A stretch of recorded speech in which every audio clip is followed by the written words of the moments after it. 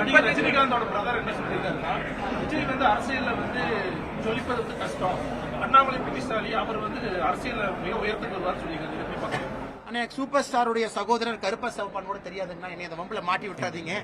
அதனால் நிச்சயமாக அவருடைய கருத்து அது.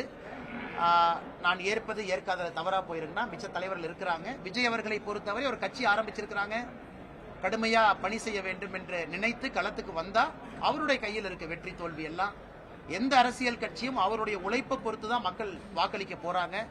ஆனா திராவிட முன்னேற்ற கழகம் அகற்றப்பட வேண்டும். அதே நேரத்தில் நான் இன்னைக்கு தேசிய ஜனநாயக கூட்டணியில் இருக்கிறேன். எங்களுடைய கூட்டணி ஜெயிக்க வேண்டும் என்று நாங்கள் உறுதியாக சொல்லுகின்றோம், நம்புகின்றோம்.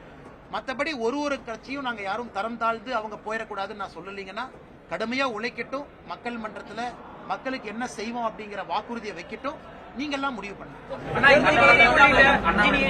கல்வி படிப்புகள் வந்து நம்ம ஜெர்மனி போன்ற நாடுகள் ஒப்பிடும்போது பின்தங்கி இருக்கிறோம் அப்படிங்கிற மாதிரி ஒரு கருத்து சொல்லிக்கிறீங்க. டெக்னிக்கல் நாலேஜுக்கு நான் சொன்னது டெக்னிக்கலா ஒரு இன்ஜினியரிங் ஸ்கில்ல பத்தி சொன்னாங்கண்ணா.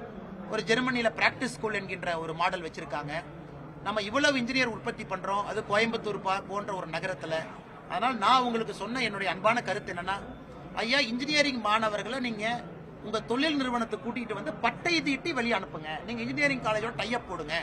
கோயம்புத்தூர்ல இருக்கக்கூடிய மாணவர்கள் இங்க இருக்கக்கூடிய சிறு குறு நிறுவனத்துல 1 மாதமோ 2 மாதமோ 3 மாதமோ பணி செய்து ப்ராஜெக்ட் பண்ணட்டும். அவங்கள பட்ட தீப்பி வெளியே அனுப்புனீங்கன்னா அந்த இன்ஜினியரிங் கல்வி முழுமை பெறும் என்கின்ற கருத்தை வச்சங்கண்ணா. இது போன்ற கருத்து நீங்க சொல்லியிருக்கும் போது பிரச்சாரத்துக்கு போயிட்டு இருக்கக்கூடிய எடப்பாடி பழனிசாமி கொரோனா டைம்ல நாங்க எல்லாத்தையும் பாஸ் பண்ணிருக்கோம் அப்படிங்கிறது கொரோனா பேட்ச் எனக்கு தேவையில்லாம நீங்க வம்புல மாட்டி விடுறீங்க. நான் வந்து எனக்கு தேவையில்லாம அண்ணன் வம்புல மாட்டி விடுறேன். கோவை மாவட்டமா இருக்குமா கரூர் மாவட்டமா இருக்கு? எலெக்ஷனுக்கு சூடே பிடிக்கல. என்ன எலெக்ஷனை பத்தி யாருமே பேசல.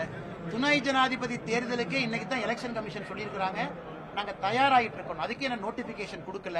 அதனால் காலம் வரும்பொழுது நிச்சயமாக நாம் பேசுவோம். எடப்பாடி பழனிசாமியுடைய அனைத்து சுற்றுப்பயணங்கள்லயும் மக்கள் கூட்டம் வந்து அதிக அளவுல வந்துட்டு வந்து ஆட்சி மாற்றத்திற்கான ஒரு முதல் படி அப்படின்ற மாதிரி ஒரு பேசியிருக்காங்க. ஆனா அதாவது தேசிய ஜனநாயக கூட்டணி ஆட்சிக்கு வரணும், எந்த மாற்று கருத்தும் இல்லை. மக்கள் எல்லாம் ஆதரவு கொடுக்கணும், அதுல எந்த மாற்று கருத்தும் இல்லை. ஒரு எதிர்க்கட்சி தலைவர் மக்கள் மன்றத்தில் போய் ஒரு கருத்தை வைக்கிறாங்கன்னா மக்கள் கேட்கணும், அதை நம்ம வரவேற்கணும். ஒரு ஆல்டர்னேட் கவர்னன்ஸ் நான் என்ன சொல்றேன், எதிர்க்கட்சி தலைவர் சொல்லணும், அதையும் மக்கள் கேட்கணும். இதெல்லாம் ஒரு ஆரோக்கியமான விஷயமா தான் நான் பார்க்கிறேன்.